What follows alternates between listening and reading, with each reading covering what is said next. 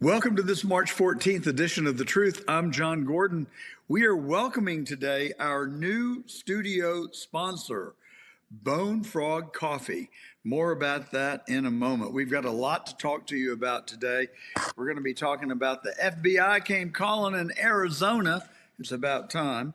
And Karoline Leavitt talks about possible drone strikes from Iran on California. We're also going to talk about the Old Dominion shooter, the cost of gasoline in this country, and a nice dinner I had just this week with the Freedom Caucus at Mar-a-Lago. So first up, let me tell you about Bone Frog Coffee to begin with. These people are simply awesome. They have agreed to sponsor our studio in West Palm, but we're really honored to announce that Bone Frog Coffee is our studio sponsor. And look, if you're grinding through the day like I am and you need a perfect pick-me-up without the jitters, grab Bone Frog Coffee. It's veteran-owned, founded by a retired Navy SEAL, Tim Cruikshank, and as a tribute to his brothers in the Naval Special Forces community, he started up Bone Frog Coffee. Now, every bag, premium, small batch roasted from top shelf Arabica beans, smooth, low acid, no Robusta junk. Think bold blends like Frogman Dark Roast or the classic Bone Frog Medium. Tastes like freedom in a cup. And here's the real deal. A chunk of every sale goes straight to helping SEAL vets and their families, aiming for $500,000 donated. Coffee with a cause? Yeah, that's no slogan. It's brotherhood brewed daily. Head to bonefrogcoffee.com, snag some K-Cups, whole bean, or merchandise. Use the promo code TRUTH and start your day like I do. Fuel up, stay sharp, and remember service. That's bonefrogcoffee.com. All right, the FBI came calling in Arizona, and as I said, none too soon. Why? Because they think that there was voter fraud in the 2020 election. You think? Well, President Trump sure does. Here's what he had to say about it. Sir, in Arizona, why did the FBI seize election records in that state? Well, they probably thought the election was rigged, right? It wasn't rigged, though. Oh, really? How do you know? Your own Attorney General in 2020 said that there was not measurable voter fraud to change the outcome of the election. I think it was rigged. There's no evidence. Sir, where's the evidence of that? It wasn't rigged. You're a rock reporter. Where's the evidence of that? Well, President Trump hit the nail on the head. We all know that Arizona, so similar to Georgia, a margin of like less than 12,000 vote difference, more ballots than voters. And then we saw when Kari Lake ran, they just shut down half the voting machines in Kari Lake precincts. So, you know, there goes our democracy, folks. If we can't have free and fair elections, we don't have a franchise, we don't have a free country. And the Democrats are willing to just throw it all away for their own greed and lust for power. I think it's sickening. And I've been on a mission to call attention to it. Thank goodness the FBI has gone to Arizona. Well, as is predictable, we have lost men in Iran, and the war continues to rage on. Just earlier this week, we lost 4 men on a refueling plane that crashed while on its mission.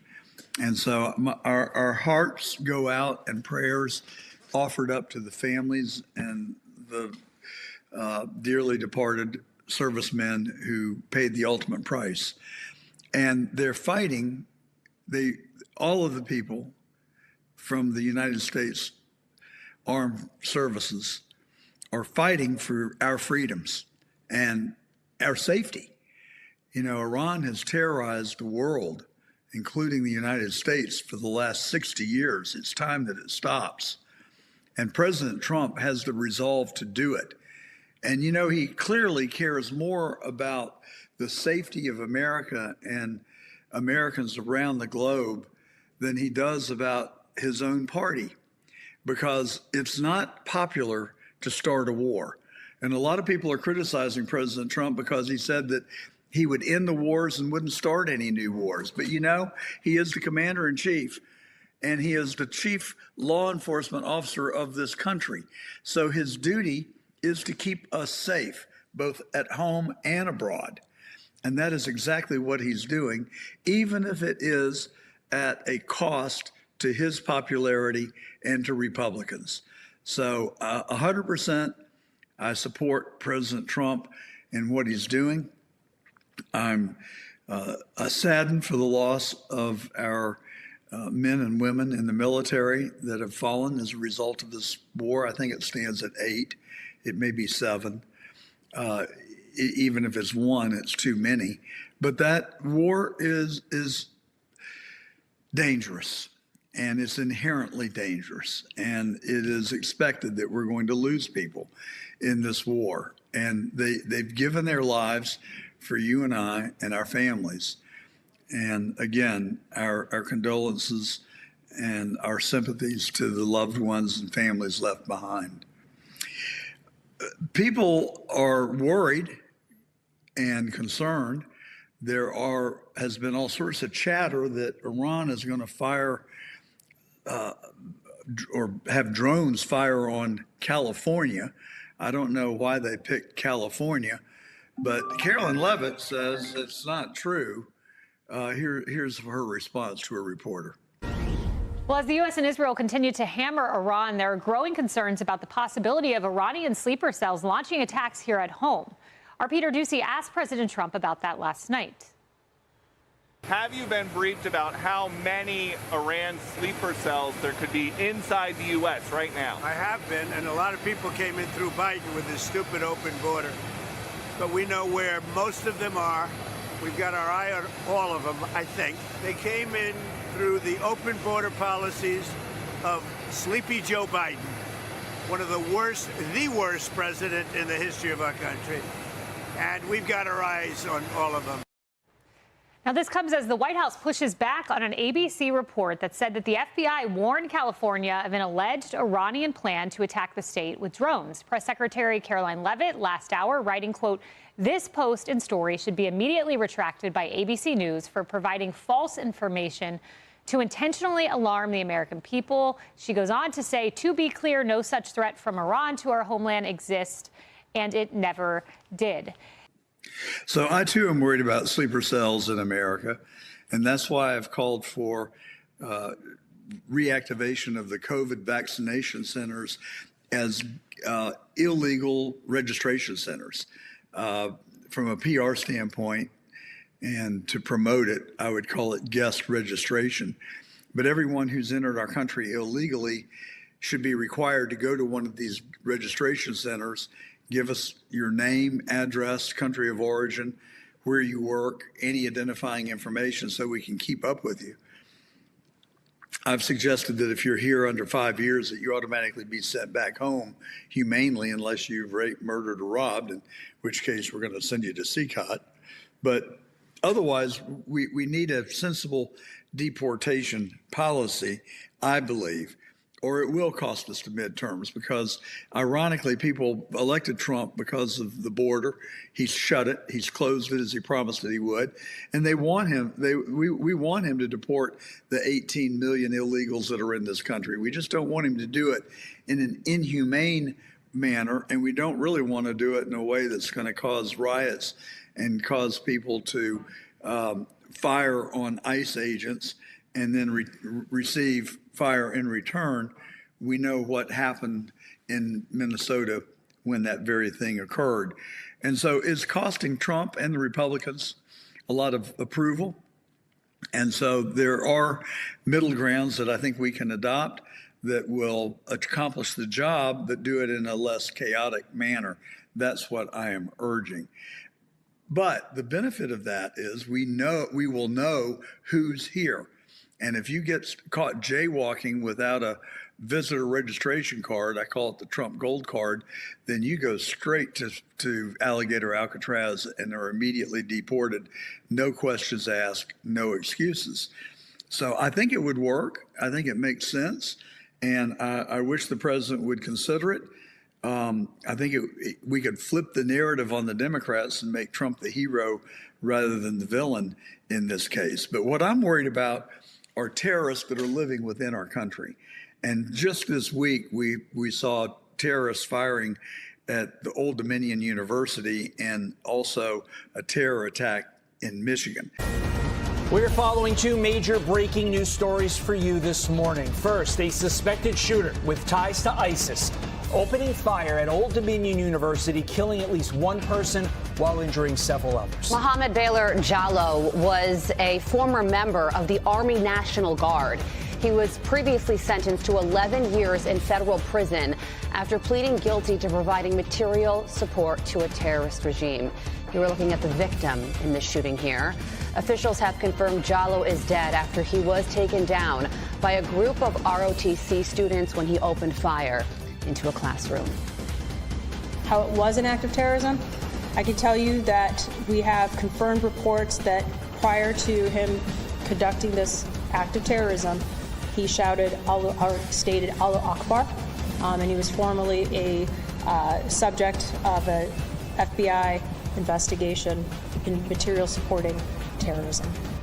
The victim has been identified as Lieutenant Colonel Brandon Shaw, a Virginia native who joined the Army in 2003. You are watching Fox and Friends First on this Friday morning. I'm Carly Shimkus. And I'm Todd Pyro. And just hours later, an armed suspect ramming his car through a Michigan synagogue as dozens of preschool students and staff were inside.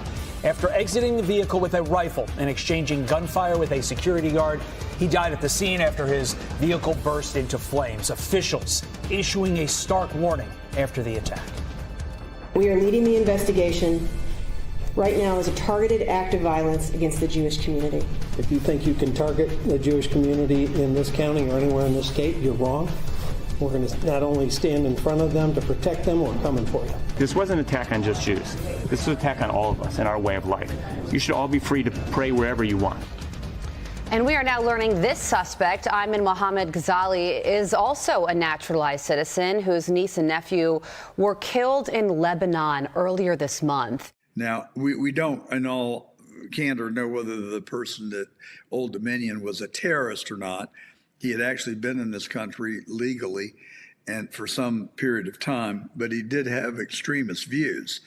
Now, that would be one of the questions that you would have to answer when you go to register. Exactly what are your views and how do you feel about this country? And, some people are going to be dumb enough to say that, no, they don't like the country. Well, guess what? You don't get to stay. You're going to have to take a pledge and demonstrate an allegiance to the United States of America. You came here because it's the greatest country on earth. And Ilan Omar, you can't come here, take advantage of our generosity and a capitalist society, and then start to criticize and disparage our country. You need to go home. And so people like her at these registration centers could be identified and ferreted out, and I think we'd have a safer country. As predicted, the Iran war has had unintended consequences in other ways. Gas prices are soaring. They have now reached the highest levels since Trump has been in office. They're the highest on the West Coast. And the prices do vary pretty dramatically across the country. I'm guessing that it's the gas tax in California that make it the most expensive. But you can see the average recent cost if you're on Getter and Rumble, YouTube or Facebook with us today. The visual is up on the screen. You can see what fuel costs have done since President Trump became president. They came down from a very high number of, what is that, $4.50, I think? I can't see it on my screen.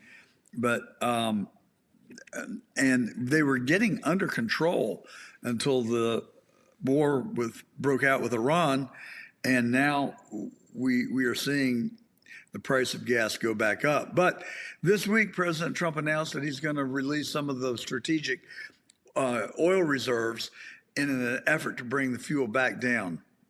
Now, I don't know. I don't have any secret information or confidential information about the plans for President Trump has for the Iran war, but just my speculation is, and based on what he has said actually publicly, is that this is not going to be one of those long drawn out wars that go on for a decade. That's going to be short, quick, and as soon as they accomplish the mission, which is to take all the refined plutonium out of the country, get all the uranium out of Iran, and destroy their naval forces, which they claim to have done, destroy their missiles, really put them on their back feet militarily, then President Trump will consider the war to be over.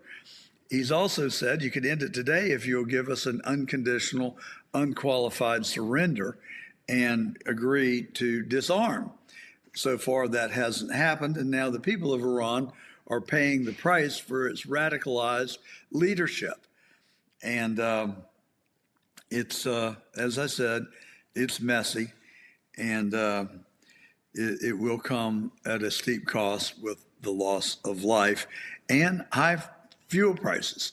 But my prediction is that this war, as President Trump has promised, will be short-lived. I think that it will be resolved somewhere along about April, maybe May. But by the time the summer travel season heats up, I think you'll see the war in Iran has been resolved and fuel prices will come back down, because otherwise it's really going to be an issue with the midterms. And that is a cost that I would hate to see the Republicans have to pay. But I'm willing to do it if it means that we are going to have, as I said earlier, a safer world to live in. And that's really the object. Well, this week I had the privilege and the pleasure of going to Mar-a-Lago, where I had dinner with about 13 members of the Freedom Caucus.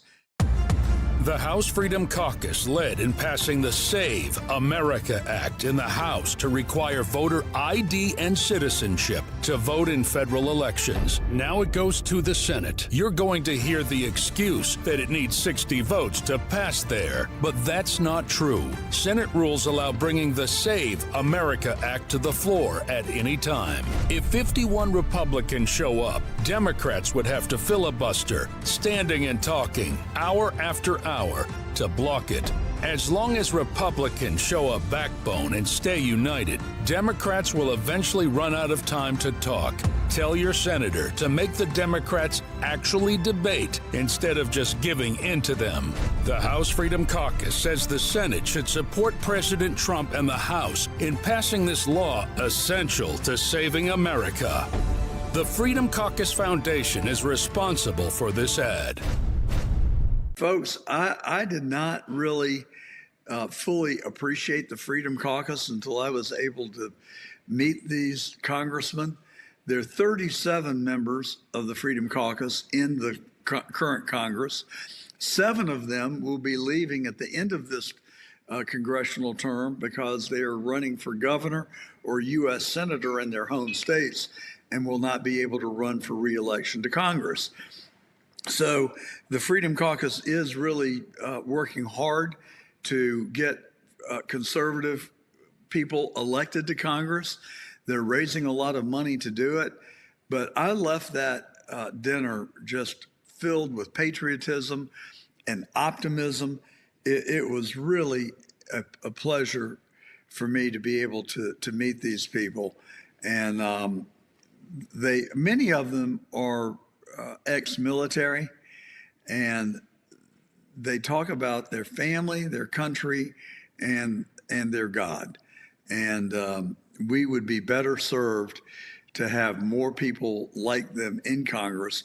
If you're looking for a way that you can make a difference, I would really encourage you to go look up the Freedom Caucus on the web and consider donating whatever you could, whatever you can and are willing to. $1, $10, $100, 500, 1,000, whatever you feel that you could donate, it would be money well spent, because they are working night and day to recruit and train conservative candidates for Congress. And it is just a wonderful organization. And I've met their administrative team. They're superstars, and their administrative costs are very low. Well, one of the things that they do is pay the cost of fundraising for a lot of candidates. And really, when you give $1 to a candidate through WinRed or some other organization, they take a big chunk of that as a fee, maybe as high as 5 or 10%. So the Freedom Caucus Foundation pays the cost of the administrative fees, so 100% of the donation gets directed to the candidate. So check them out. Well, today we've got Karoline Clifford coming up. She's a member of the White House Press Corps. We had a wonderful interview about the midterms and Trump being the best president of our lifetime. I consider him the best president ever. I would put him in the class of George Washington and Abraham Lincoln, Teddy Roosevelt. So anyway, we had a great conversation. I know you're going to want to stay tuned for that. Then we're talking to Seamus Bruner. We're talking to him about government accountability, the Minnesota fraud, Tim Walz, the ICE protest, and the Soros and dark money flooding into our country. Today's broadcast is brought to you by Perfect Circle Renewable Energy. They're a restaurant services company in Atlanta, Georgia. They take care of restaurants, waste vegetable oil, grease traps, clean their vent hoods, and they'll also sanitize the front of the house or the back of the house. And if you're tired of inconsistent, dirty service and automated attendance, unreturned phone calls, check out Perfect Circle Renewable Energy. They have a customer service line manned by a human from about 6 a.m. until 11 at night. And if you call after those hours, your voicemail will be returned the next business day. Check them out, pcrenergy.com. And our studio sponsor is Bone Frog Coffee. They're a great company. As you heard me talk about them earlier in the broadcast, they are a company made up of veterans, and their coffee is just awesome. Check it out, bonefrogcoffee.com. All right, let's get on to our first interview now. Thank you for joining us. Last night's State of the Union is getting rave reviews, and we're fortunate to have with us today Karoline Clifford. She is a White House correspondent that splits her time between D.C. and Los Angeles, California. Karoline, welcome to The Truth. I am so grateful to be with you today. Last night was a success for President Trump and for our side. What were your takeaways? Just 30,000 foot view. I'm in the White House press corps, and I really love just listening to President Trump, because when you listen to what he says, it is just so phenomenal, because he's America first. And that's what we need right now. And I thought it was ridiculous that the congressman from Texas had to walk out of the whole State of the Union in the beginning. And I thought it was ridiculous that this woman from Somalia, Ilhan Omar, is making fun of President Trump and just yelling ridiculous stuff at him in the middle of President Trump saying, it's time to stop all government corruption, to stop all corruption, to stop the misuse of taxpayer funds. That's what's critical and key. You and I and everyone watching this, we don't want our taxpayer funds misspent anymore. And that's why it's so important to have independent journalists like myself and my friends like Nick Shirley and James O'Keefe and, all the boys from Muckraker that are in Los Angeles this week, uncovering the truth about the real election corruption and all of the different ways that U.S. taxpayer dollars are misused and abused. And that's what's critical and key. And President Trump understands that. So Nick Shirley and James O'Keefe are both friends of yours? Of course. And Anthony. Well, will you tell Nick Shirley that he made me a promise at Mar-a-Lago that he would come on The Truth and that I'm ready? And, yes, you know, and I'll tell his mother. Yes, his and James mother. O'Keefe lives in West Palm Beach, and he too said that he would come on The Truth. And I've been delaying inviting him because I want him to come to our studio, but we've just moved into it in the last week or two. So, well, you're in the best location ever. Oh, West Palm Beach has the better weather than Beverly Hills. No argument. I like both places, actually. As you know, our son lives in LA and we visit him often, and it's always a pleasure. So, have you, I mean, you're pretty young compared to me. Have you ever seen this country in more strife than it is right now? Since I am older, I can remember the 60s, and there was a lot of strife then. It emanated from the civil rights movement and also the Vietnam War. So you had blacks protesting. Martin Luther King advocated peace, and I think that he did a good job of maintaining peace, but violence seemed to follow him most places that he went. And today we know that when we see violence, 7 out of 10 times it's because people are being paid to act out. It's not organic. But the Vietnam demonstrations truly were organic, I believe. And the country was in turmoil in the 60s in a bad way. I thought it would never end. It sort of feels like we're back there now, but not quite to the extent. I mean, we're getting very close, and I'm really grateful that you're willing to admit that, because just 2 days ago in the state of Michigan, a young man who's 25 years old, he's an American patriot. His name is Jaden Scott. He got his legs crushed by an Antifa group. The Antifa group in Michigan and Romulus, Michigan, was protesting ICE, and he was counter-protesting the Antifa group. He was standing up for ICE, and his legs got crushed, and he's in the hospital right now, and no one's talking about it. So I know the independent journalists, I know the young men that are very upset that are on the front line of history because they can't afford to buy houses right now. Even your own son can barely afford to buy a house in the United States of America at this time in history. And so, yes, the political unrest is at a record high, and the division is shocking. And when we really try to uncover where the funding for the protesters, where the funding for the Antifa is coming from, we're finding that it's members of the Chinese Communist Party, that it potentially could be members of the government of Iran. So we have a big problem because we've got foreign infiltration into our beloved United States of America. And that could cause, I don't know what it could cause. You tell me what words you want to use, because we are at a breaking point right now. Well, and if we're not, we're in peril. I mean, I truly believe that. We had Peter Schweitzer on the program last week, and he was one of our first studio guests, actually, and we had a great conversation. And he explained that these migrations that we saw on television with illegals coming into the United States and lined up for mile after mile after mile were not organic at all, that it was orchestrated, and governments planned it, and they considered it we considered it an invasion.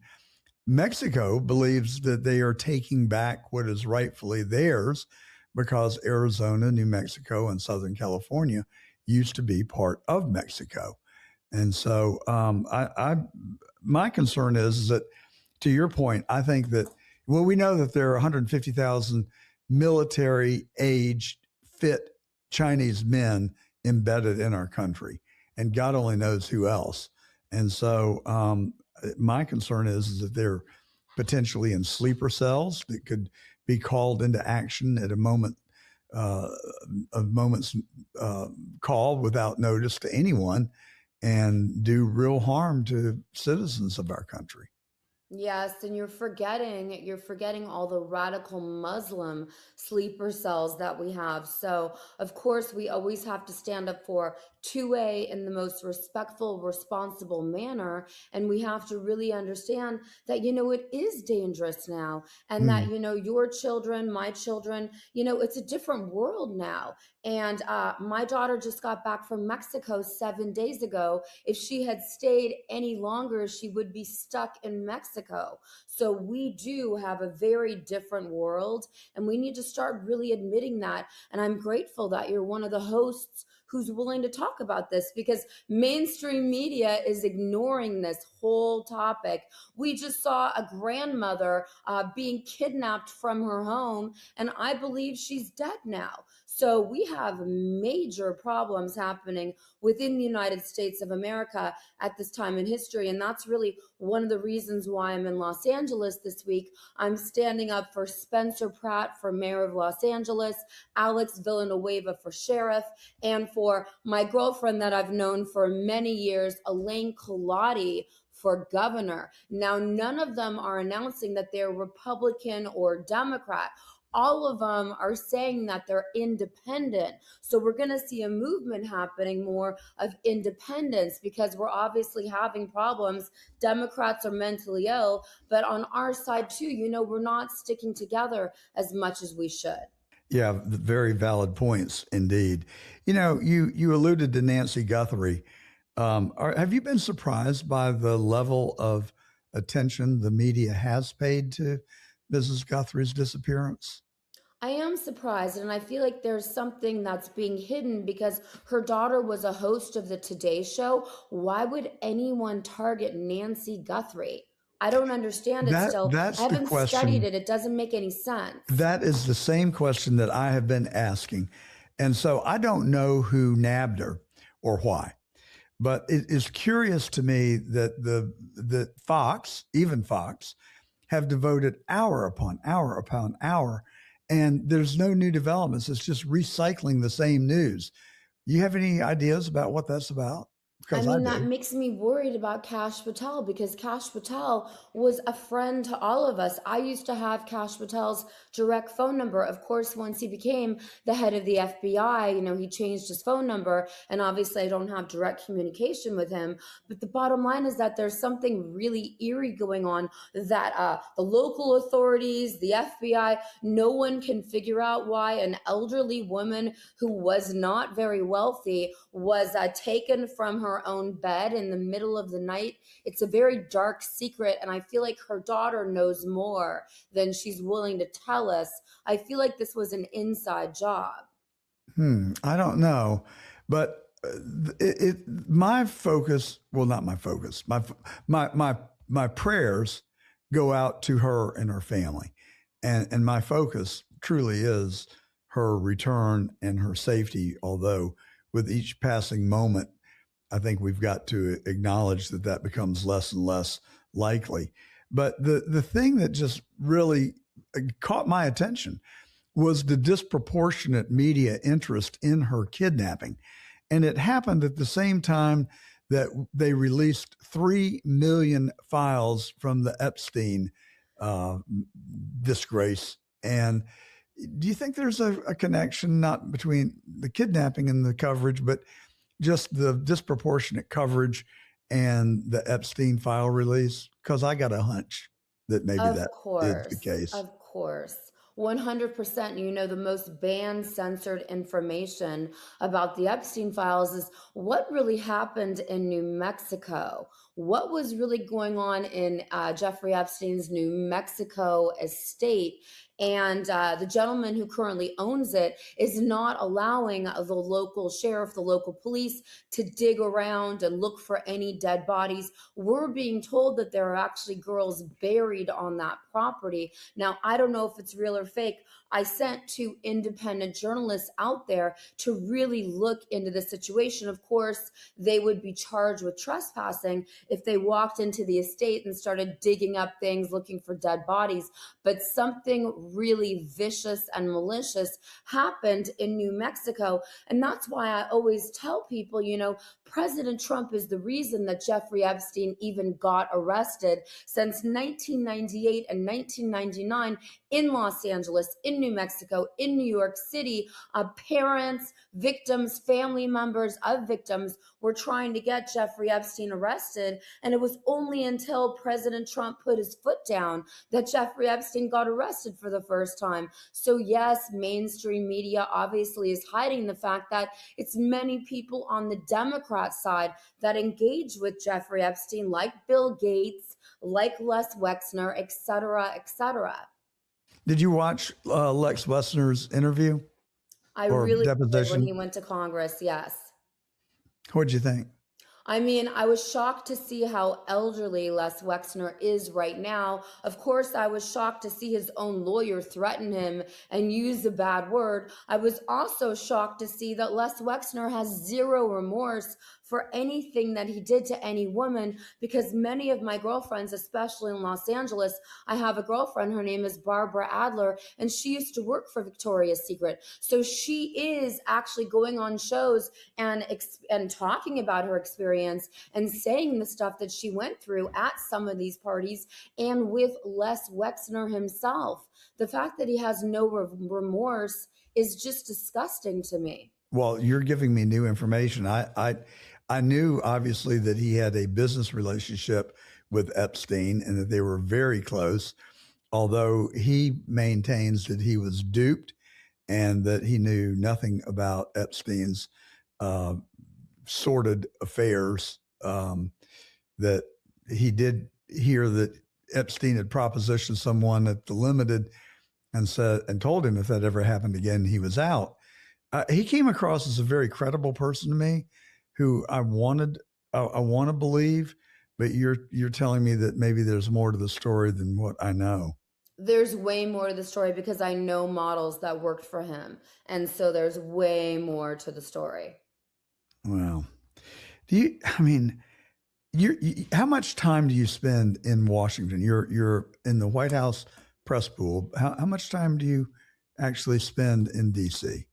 I spend most of my time in Washington, D.C., but just because, Spencer Pratt is running for mayor of Los Angeles, Alex Villanueva is running for sheriff, and Elaine Colati is running for governor of California. I've been in Los Angeles for the last 6 weeks, but, most of my time, 90% of my time is in Washington, D.C., covering Congress, covering Maha, Secretary Kennedy, President Trump, and everything that's happening in Washington, D.C. Right now, it is honestly really cold. If you saw yesterday, the snow, the ice is worse than the snow. Sure. I couldn't even open my studio door the other day. And so I'm in Los Angeles. I'm grateful to be in warm weather, but I'm going back any day now because, my priority is to President Trump.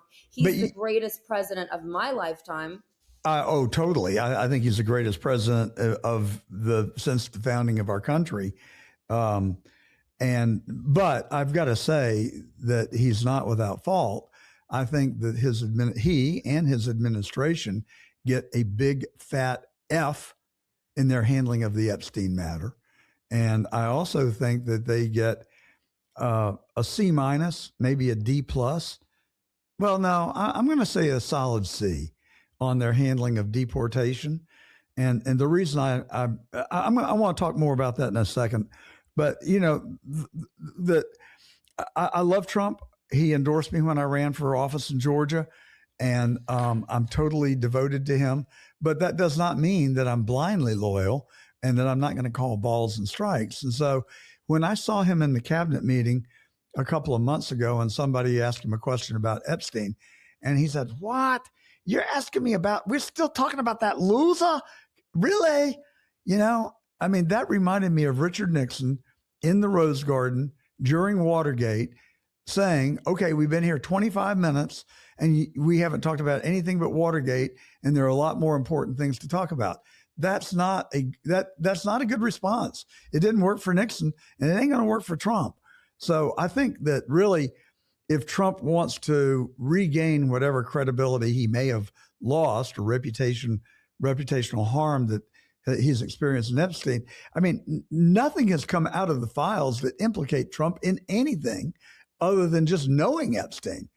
But a lot of people knew Epstein because he was out and about. He was a socialite, and he connected people. And so that does not make anyone that knew him guilty. But if going to Epstein Island, that might raise a question or two, or flying on Lolita Express. But even those things don't make the person guilty de facto. So I'm not worried about what's in the files. I don't think I am, relative to Trump.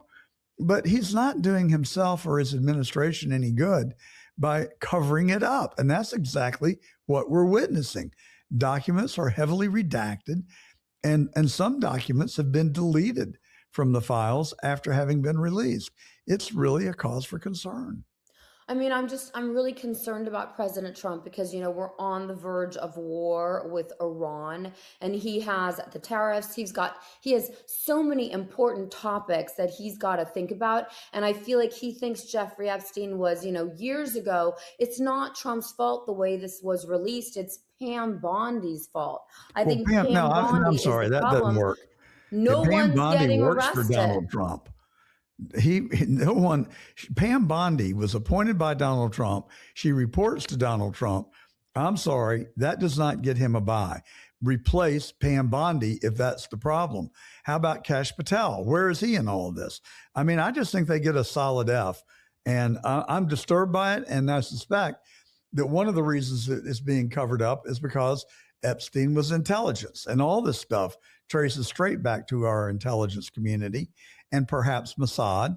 And I think that, the reason I ask you if you spent a lot of time in DC, I'm suspecting that you know a lot of people in government. And I say every week on this show, and I have for the last 3 or 4 years, that I think that our United States federal government is rotten to its core. And I'm sick of it. And I want someone to take a big flat fire hose and clean it the hell up. What do you think?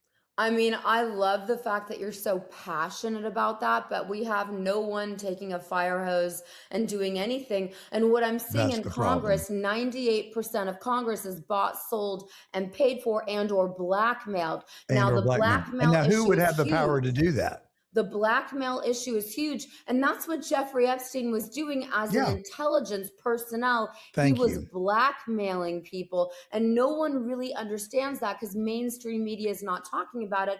But actually, I agree with you. Many times at the White House, when I'm surrounded by this press pool, I'm wondering, who's really a CIA, who's really a spy for another country? Who are these people? Because they don't care about anything, and they're not normal, and they only ask very baited questions. So I do understand, because I'm one of the few America First independent journalists in the White House. John Fredericks, of course. There's a couple others. There's a handful of us. So yes, well, Emerald Robinson, I don't know if she's in the press corps, but she does a pretty good job of reporting.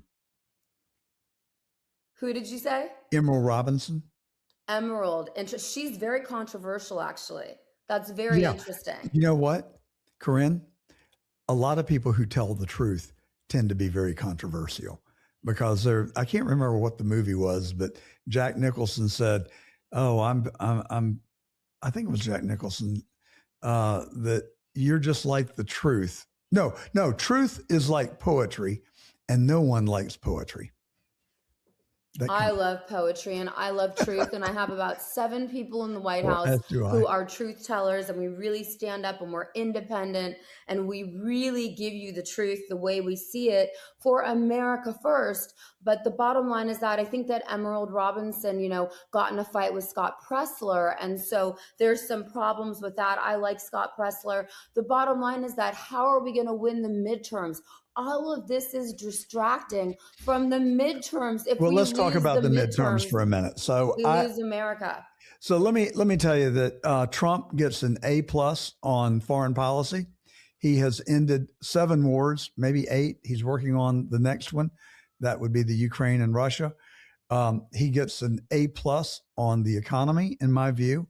He inherited a very difficult problem inflation's gone from 9% to 2.3%, but that's inflation. That's not prices. Prices are sticky. And if inflation's at 2.3%, that tells you that prices are still trending up. They're not trending down, except in the case of fuel. And fuel is a big driver in our economy. So I give him an A+ on the economy. The crime rate in America is coming down precipitously. And so I think the big issues he is handling quite well. Epstein and F. The immigration issue, he won the election largely because of the economy and closing the border. He gets an A+ on closing the border. He gets 110 on his final exam for closing the border because he gets extra points. He did in a week what Biden said he lacked the power to do. So all that's very good. But and now this is not criticism. Now I'm critical of him on Epstein. I'm not being critical on deportation because I think it's a very difficult problem. But we started with 20 million illegals in this country. Information that I've read indicates that there may be about 18 million still here. Now, some number have self-deported. The number ranges from 200,000 to 2 million. The Trump administration claims 1.9 million. I don't believe that. Other reports claim that it's 200,000. Fact of the matter is, I'll just be content to split the difference and say 1 million people have self-deported. But then we've had about 200,000 that have been deported, maybe 400,000 actually. And that's a significant number. But Trump can't get the job done in 4 years, in 3 years remaining at that rate. And most of the self-deportations, I think, are going to be, would have been the low-hanging fruit. Now, this is the point I'm trying to get to. With all the accomplishments and the reception on Wednesday night or Tuesday night at the State of the Union, OMG, the Congress, obviously the Republicans, love him. But in the public approval polls, Trump is polling between 36 and 40. Those are not good numbers. Worse, his disapproval rating is at 56. Now, you talk about the midterms. That's cause for concern.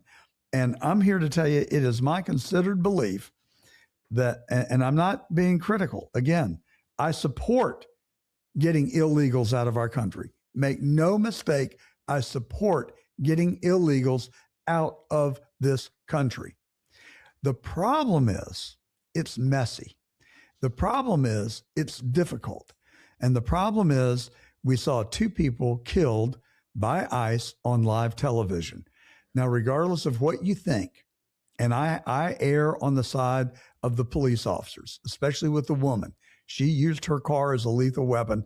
I'm sorry, she's dead. She made a choice, and it was a fatal one. The guy is a little closer case because they knew he had a handgun. One of the officers actually removed the handgun just a split second before he was shot and killed. I think that the guy did not wield the gun. I think that's going to be a tougher one. And so my point is, people like you and I, we study that stuff. I mean, I've watched those videos 10 times each. I feel like I got a pretty good sense of it. Most people don't. And they just read a headline in the mainstream media and they draw a conclusion. And in this case, it is hurting President Trump. So I have authored the Gordon Plan for Sensible Deportation. And I think that we have a chance of flipping the whole story on the Democrats, but rounding them up and being inhumane. I'm sorry, it's a difficult problem. I get it. But this inhumane treatment of people, like the guy in Palm Beach who's general manager of Beach A, got stopped in a traffic stop, turned over to ICE, and he spent the next 3 days in Alligator Alcatraz eating off of a cardboard box on a cement floor after having been the general manager of Beach A for 20 years and a contributing member of our society and a good member of the local community. Thousands of people wrote in protest. Liberals, conservatives, Democrats, Republicans, billionaires, ordinary people. It's not helping President Trump. We've got to come up with another strategy. So, can I just take one more minute? I'm supposed to be asking you the questions. I'm just sitting here filibustering. I think that we should turn all those COVID vaccination centers that you may or may not have gone to. My wife and I did. Regrettably, we went to Fort Lauderdale and I got 2 jabs. Wish I hadn't. But we could turn those into guest center registration facilities and send the word out. Everybody who's in this country illegally has to report to one of those places and register. Name, address, birth date, any identifying information that they've got, country of origin, residence at home in the country of origin. And we offer to vet them. Now, if you came here in the last 5 years, no questions asked. Sorry, you got to go. You're going home. If you've been here 5 years, we will vet you. We will vet you in your country of origin. We'll vet you here. If you are employed, if you have not committed any crimes, if you have any glue at all with our country, maybe children or aunts or uncles, relatives, we're going to give you a Trump visitor's card, good for 3 to 5 years. And the benefits of that are that you also get a Social Security number and you sign an agreement that you will not attempt to register to vote and you will not avail yourself of any human services. But we will try and come up with an insurance plan that is affordable that you can pay for. Then at the end of 3 to 5 years, we make a decision. Policymakers have an opportunity to make a decision on what to do. But it's not a pathway to citizenship. It is not amnesty. It's just a chance at the American dream while we sort this out. But then if you don't register and you get picked up or stopped for a traffic ticket, no questions asked, no due process, straight home you go. What do you think, Corinne? I mean, that sounds incredible. And I think that Trump would do it if you would just go talk to him. And I think that Tom Homan is ready to make some major changes. You know, he's incredible. I've interviewed him so many times, but we haven't even deported the Haitians that were eating cats in Springfield, Ohio. So the Haitians, why? It's just crazy that we're not responding with force and vigor. Why haven't we deported the people that we were supposed to be deporting? It's been almost a year and we have 20 million people to deport. We have to deport 1 million people a month. And so it's because obviously the liberals stop us, the activist judges stop us. So I think you should get a meeting with President Trump and give him your ideas. Well, I don't have him on speed dial. He has not been very gracious towards me since I lost the election for Attorney General. But I do have ways to get him the white paper, and I intend to do that once it's polished and ready. You know, I was on John Fredericks yesterday, or actually earlier this week, and I kind of laid this out. Fredericks was very uncharitable towards me and my plan. He said, "Oh, you're just a softie. You're just one of those bleeding heart liberals that wants to just call it what it is. You want to give them amnesty." And then I've sat there and kind of took it, I pushed back as I could. But then after I finished the interview, I listened to the show. Oh my God, John Gordon was vilified for the next 45 minutes as being a softie and a rhino, for God's sakes. And I really took exception to that. And it's not that I'm taking up. This is the thing that people don't seem to have the capacity to grasp. I'm not taking up for the illegals.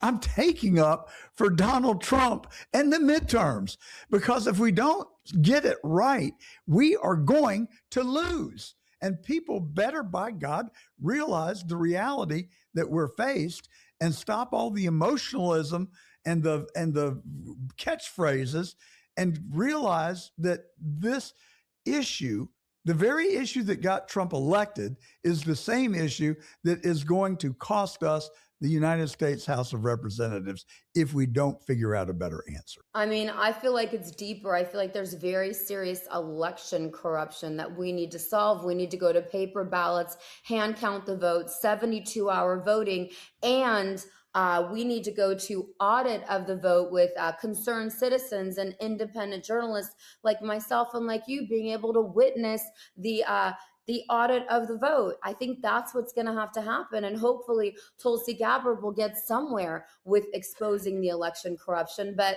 the next election is June 2nd. Well, there's elections happening right now in March, but then June 2nd and November 3rd. So we're running out of time. Why do you think Tulsi Gabbard was in Atlanta rather than Pam Bondi? What do you infer from that? I think that President Trump is really trusting Tulsi at this point. And I think that Pam Bondi might know too much about President Trump. And that's why President Trump can never seem to get rid of her, no matter how many mistakes she's made, because she's made a lot of mistakes. So she's the person I'm critical of. You're not critical of Cash? I'll just put it out there. I've never been a fan. I've just never been a fan. He seems too quick to take praise and to take credit for things, and some of them deservedly, but there's a lot I can brag on. I don't. I just choose not to, unlike Trump. He doesn't hesitate to tell you how good he is. But I know Cash personally, and so we all had his phone number in the beginning. Of course, he changed his phone number, and he is really, he does have an ego, and he is not getting much done. And so the proof is in the pudding. Let's see what actions he's taking. But I do think President Trump does need to replace Kash Patel, and I do think President Trump needs to replace Pam Bondi, and I think he has them there right now because they've been loyal to him for all these years. Honestly, Pam Bondi is loyal to him and Kash Patel is loyal. But, I've got this suspicion that it may not be totally their fault. I mean, we've seen it. We've seen this played out over and over and over and over again. People that seem to have the right values, the right chutzpah, get into the job, and then all of a sudden it's like Patrick Swayze in that movie Ghost jumped into the body of Whoopi Goldberg. You remember that scene? It feels like somebody's jumped into the body of Pam Bondi and Kash Patel, and they started out as patriots and truth tellers, and they end up sounding like worn out bureaucrats. And I just wonder if they're not either scared, compromised, or blackmailed. Ooh, that's deep. They're probably blackmailed. Most of us are blackmailed. I myself have been almost blackmailed 3 times in Washington, D.C. So you have to be very careful what you do in Washington, D.C., where you go, who you hang out with. And so that's why D.C., you have no friends in Washington, D.C. Everyone knows that. Well, so I have advocated, this is Gordon Plan 2, that we have a 90-day amnesty program, and amnesty and forgiveness. And if you are a member of Congress or employed by the United States federal government, and you have been blackmailed, bribed, otherwise compromised, we're going to round up the best priests and preachers in America. We're going to set up confession booths in the halls of Congress, and you can go there and you can confess your sins over 90 days. But the caveat is, we'll forgive you, but you've got to name the people that have tried to blackmail and compromise you. And there are going to be so many people with so many bad stories that we're all going to agree to look the other way, but we're going to ferret out the people that are doing this demonic, dastardly work. I suspect that it's going to lead straight back to Clapper, Comey, and Brennan, maybe Obama and Clinton, and then we'll get this country back on a high ground, and we're going to say, I'm sorry, you cannot boss me around, tell me what to do ever again. I've got immunity. Goodbye. I mean, You're leaving out the Bush family and you're leaving out Obama. I've got personal information on I Obama. think I said Obama, but Okay. I would go with you on the Bushes. With that, Corinne, I'll give you the last word. We got to bounce, but I sure have enjoyed chatting it up with you. If you come to West Palm Beach, I'd love to have a cocktail with you. I have to bring my wife of 48 years with us, though. I would love to. God bless you. Thank you so much for giving me the time today. I think it's really important that people are prepared for every emergency. I want everyone to go to SAT123.com. That's SAT123.com and buy everything that you need for an emergency. You need a satellite phone. You need a bulletproof backpack. You need to make sure you're prepared with the generator. You need a Starlink. You need to make sure you're ready in case there is an emergency. I want you to be prepared. Please go to SAT123.com. Thank you so much. And I will see you in West Palm Beach. I will be there for a conference on April 10th. Oh, yeah, that's my birthday. What's the conference, if I can ask? The conference is about biohacking, peptides, longevity, and of course, that's the next progression that I'm very interested in being an investigative journalist. I am really researching the peptides and the anti-aging and what we do next and next and next. Because if we have to stay alive this long, we better learn how to thrive. Well, I got a deal for you. Why don't you go to that conference and you come right over here afterwards and we'll sit across the way and we'll talk about it on an episode of The Truth. Because we have a segment that we do, Growing Old Gracefully, BS, and that fits right in with our theme. That would be incredible because I'm going to become a specialist in growing old. Well, I'm living proof of it. I don't know what you're talking about. I'm interested in that longevity seminar, and that is The Truth. I'm John Gordon, and Corinne, thank you for being with us today. Yes, and please join me on X at Corinne Clifford. Thank you so much. God bless you. Seamus Bruner works for one of my favorite, it's not an NGO, it's just a nonprofit. It's called the Government Accountability Institute. We had its founder on just a couple of weeks ago, Peter Schweitzer, and Seamus was in the studio with us. Welcome back. John, it's so good to be with you. It's good to see you again. So you've really been zeroing in on the fraud in Minnesota. Minnesota is a mess.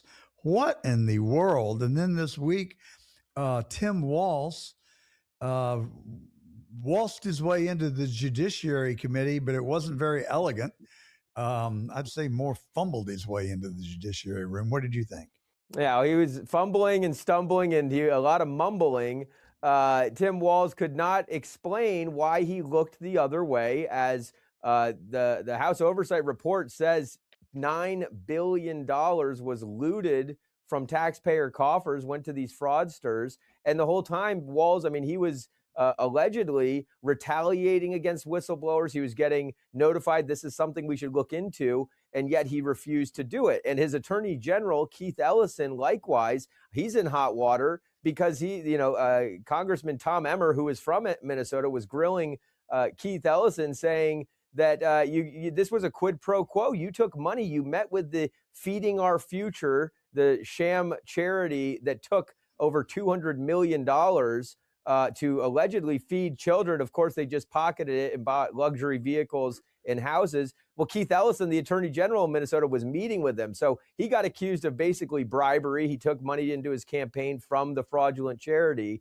And Walz, again, looking the other way. It's so bad there that even the New York Times reported that the reason Walz did this is to, quote, protect a key voting block. And so that's really the key in this Minnesota scandal. It's kind of a microcosm for what's happening all over the country.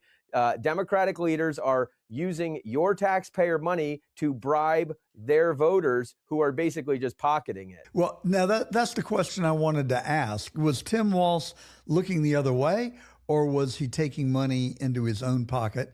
And what about Ilhan Omar? She's gone from a negative net worth to $25 million in like no time at all. What is up? Yeah, it's a great question, John. The thing about Walz that I always found interesting, I don't know if he's squirreling it away offshore or something, but back in during the 24 election cycle, we vetted all the candidates. We were looking at Kamala Harris, obviously a lot going on there. But when we looked at Walz, I mean, he's got a house that's worth about $250,000. He's lived there. It's not much of a house. He's lived there for very long time. He does not have on his financial disclosures any stocks or any sort of like assets. I mean, he's pretty much broke, which is odd. I mean, it seems he's not very good at the business of politics, which seems to be just self-enrichment. But you mentioned Ilhan Omar. She, on the other hand, is much more savvy, much more sophisticated. She's got surging net worth as high as 30 million. The disclosures don't make it clear exactly how much she has.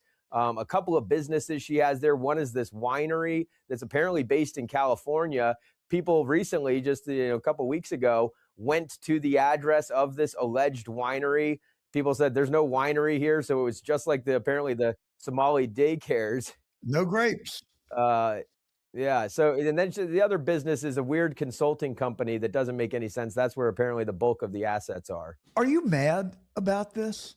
I mean, why are the American people not absolutely outraged?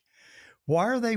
I mean, it seems Tim Walz is accused of turning his back. It seems like the American people have kind of turned their back. Is it because they're just giving up, or they don't care, or they've got too many other things that they're preoccupied with in their own lives? It's such an important question, John. Why aren't people mad? I think there's a little bit of outrage fatigue. I mean, everybody's just seen their elected leaders. I mean, Minnesota, again, it's just a microcosm. I mean, not a lot of people are from Minnesota relative to the rest of the country. But I mean, California, for example, it's 10 times worse in California, and people are just a little sick. I mean, you had the Doge situation. We worked closely with Doge and the team there, exposing some of the money coming out of EPA. I think the numbers swirl around. People just can't even fathom the billions and trillions of dollars we're talking about. And also, I think it's just the lack of accountability. There's not a lot of arrests, or at least the arrests are not being published well enough. Now, I will say, I think the Trump administration is figuring out ways to fix their messaging. They put out on dhs.gov/ I think it's /WOW, worst of the worst. And so they've got a page that's basically like America's Most Wanted, but it's the mugshot. So if you go to Homeland Security's website, dhs.gov/wow, you'll see thousands of rapists, murderers, violent criminals who are being deported. And it really does tie into the situation in Minnesota. And it ties into, by the way, the riots. So I was at the White House briefing President Trump just a few months ago on what we called the protest industrial complex, Riot Inc. And that's all of these, violent criminals who, when ICE comes to town, they get out into the streets and they get loud and they start setting up checkpoints and doing all sorts of what looks like militarized activity. That's really just phase one in a 3-step process that the Democrats and the left have unleashed on America. And identifying it is key here. So what I told President Trump, phase one is what we call Migrant Inc., where the left has imported 10 million people, and these NGOs, like the ones in Minnesota and all around the country, they hook the migrants up to benefits, welfare, which, by the way, they defraud in massive ways, billions and billions of dollars. Once they're hooked up to the benefits, phase two is Election Inc. And so either, by hook or by crook, they either get illegal migrants onto the voter rolls, or shockingly, in some places in this country, non-citizens are allowed to vote. There are places in California and elsewhere where non-citizens can legally vote. It's crazy. But then also part of that is just through apportionment, because our citizenship, our U.S. Census doesn't ask whether the respondent has citizenship. There are up to 20 Congress members in U.S. Congress right now that, because California, for example, roughly a dozen is because of how many illegal migrants are there, they get more political power. So that's a huge part of it. And then the final part is what I was talking about with President Trump, Riot Inc. When any threat to this, so when President Trump sends ICE to Minneapolis or to other cities, Portland, especially the blue cities, because their prosecutors, Soros prosecutors, will let the rioters out of jail as quickly as possible. When any threat to this pipeline from the border to the ballot box is present, President Trump here, they deploy their shock troops and they make it an uncomfortable situation. They have a term for it. It's called a dilemma demonstration, where they put the administration into a dilemma, as you saw in Minneapolis, where either the administration has to sort of retreat and pull back on the ICE activity, or they get accused of being fascist dictators and everybody says violent murderers and killing innocent people. So it's insidious. I think a lot of Americans, the reason that they've checked out a little bit is because they don't know what to do about it. I would encourage the administration, you just kind of need to keep going, keep highlighting the fact that you're not rounding up people's gardeners. Some people wish you would, but you're rounding up the violent rapists and murderers and criminals and drug traffickers. So I think the worst of the worst page on Homeland Security's website is a good step. Well, to me, it just seems like theater. I'm sorry. Putting people's mugshots on the Department of Homeland Security's website, there's nothing wrong with it, but I don't think that's really solving any problems. When are we going to see a damn perp walk? Why? Are we looking into Tim Walz's finances? Are we looking into Ilhan Omar's finances? Are we following the money? Are we looking to see where the Riot Inc. money comes from? Because, they all get out of the same black vans and they come with signs that are pre-made and they have the same slogans and the same, whether they're in Portland or Atlanta or wherever they show up. When are we going to get to the nuts and bolts of what's going on and start to hold people accountable and let them pose for the cameras when they get their mugshots taken and they're hauled off to and put in front of a grand jury? That's why the American people are mad. That's why I'm mad. I'm ready for real accountability. Yeah, I kind of like the name of the organization you work for. Yeah, no, I completely agree with you, John. Until we see, remember in 2016, the unofficial slogan of the Trump campaign was "lock her up," and that kind of kicked off this desire. People for decades have wanted the big fish to fry. I could tell you about how in the Clinton administration, way back in the 90s, Eric Holder, who became Obama's attorney general, completely reoriented the Department of Justice to not fry big fish, to let them off the hook. He called it the collateral consequences memo. It seems to still be in effect today. This is why they didn't prosecute Jeffrey Epstein. This is why they didn't. They have this thing where they say if the target of an investigation says that they're cooperating, and so everybody in the swamp kind of knows the game. They say they're cooperating. They give some information about how the scheme operated, and the DOJ is so riddled with corruption top to bottom. Ditto the FBI. Whether or not Kash Patel or Pam Bondi are up to the job is kind of, it's a major question. But I don't believe that they can get the entire administration in line without cleaning house at both DOJ and FBI. And so the big fish, I agree with you that it is a little bit of theater on the worst of the worst. I would say that there are enormous numbers. The numbers of arrests and prosecutions of low-level people, granted, is up 300 to 500% from the Biden administration. So criminals are going to jail, just not the ones we want. We want the ones, the architects of the scheme, the Soros, these NGOs who are getting our taxpayer money to fund Riot Inc. and Election Inc. and Migrant Inc. We've identified the NGOs. It's the Tides Network. It's the Arabella Funding Network, even the Ford Foundation, and a number of these big legacy things that the founders of which, Henry Ford and Andrew Carnegie, the Carnegie Endowment, they'd be rolling in their graves seeing their money and the proceeds and the endowments funding the destruction of this country. So I agree with you. Some good news here, John, is that the Treasury Department is apparently not as riddled with corrupt people from top to bottom as the DOJ and FBI seem to be. And the things I'm hearing out of treasuries, there's some task forces that have been put together that are really looking into the funding. When you follow the money, that's kind of how you can cut some of this off. You can freeze the funds. You can sanction.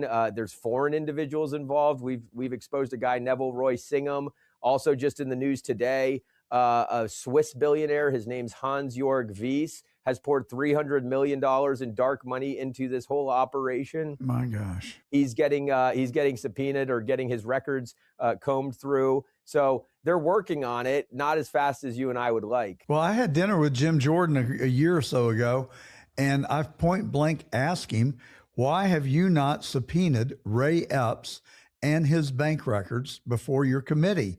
And then I think the J6 thing would all fall as the house of cards that it was.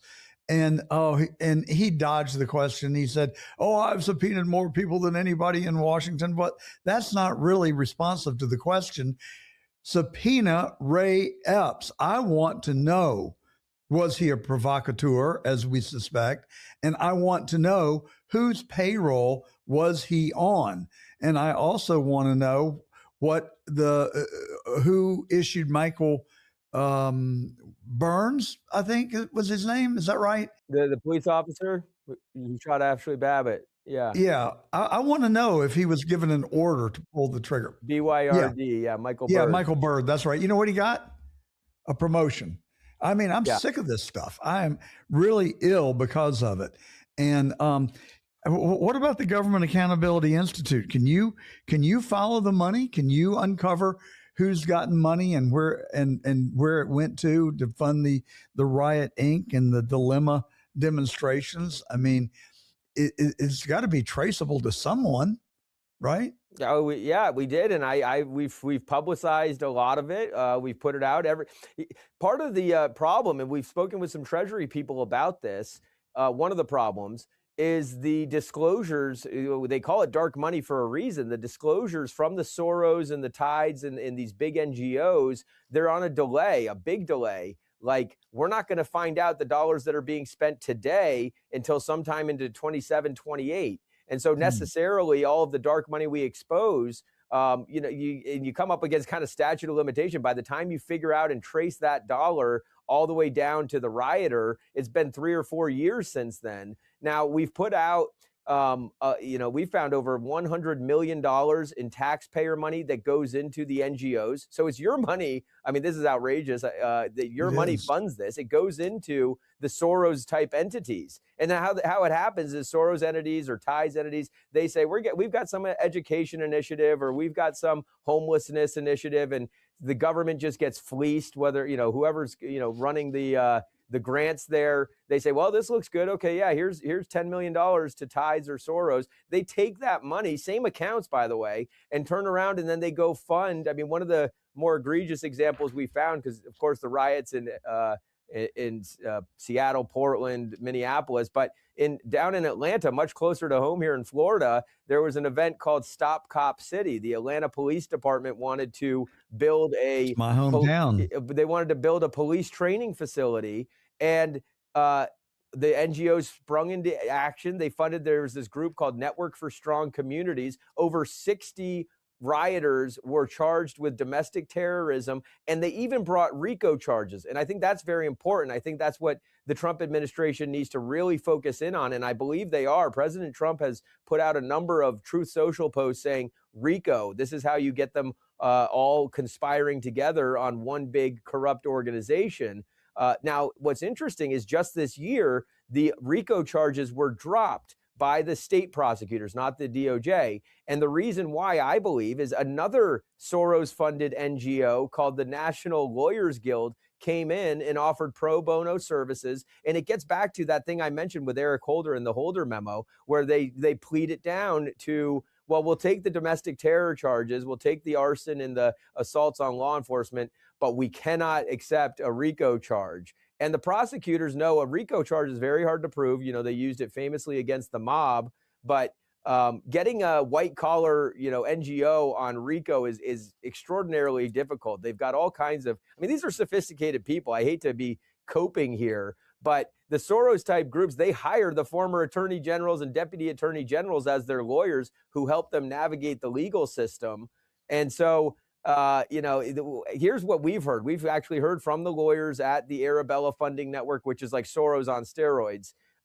They say that when they fund these rioting groups, they make the groups sign a contract that says, I will not use this money for any criminal activity. Now, I would say the pattern shows that they know that they are going to use it for criminal activity. But that seems to be their kind of, we didn't know that this would fund criminality. We made them promise it wouldn't. It's like, well, you kept funding them after they committed crimes. So, and then one other point I'd make is the same Soros NGOs, they fund the bail funds. Kamala Harris funded famously the Minnesota bail fund that gets them out of jail. So you can't say you didn't know they were criminals when you're funding their bail and trying to get them back onto the streets committing mayhem as quickly as possible. So, my suggestion would be, I'm not a lawyer, by the way, but go for civil RICO. The threshold is much lower. And for that, you need, damages, which are numerous. So the police department in Atlanta, for example, had a lot of damages. Or in Minneapolis, all kinds of businesses have damages. You got to get them on RICO. And then once you've got the civil RICO kind of in production, you can upgrade it to a criminal RICO. But again, you got to have people who have the intestinal fortitude in the prosecutor's offices to bring these charges. And they're notoriously worried about their convicted success rate. So if they don't think they're going to win when they're going up against a billion-dollar NGO machine, then they don't bring the charges. So it is extremely frustrating, but we got to keep pushing. Well, in the case of Cop City, that's the Atlanta Police Department, and that's in Fulton County, Georgia, and that would be none other than Fani Willis. So you're going to get justice from her DA's office. It really is just so upsetting. And I think what you said earlier certainly resonates with me, and that is that they get the underlings, they get the small bit players, but they don't get the kingpins. I mean, where's Stacey Abrams? $2 billion. And she gave out like $900,000 in $90,000 in toaster ovens. Where's the other $1.92 billion?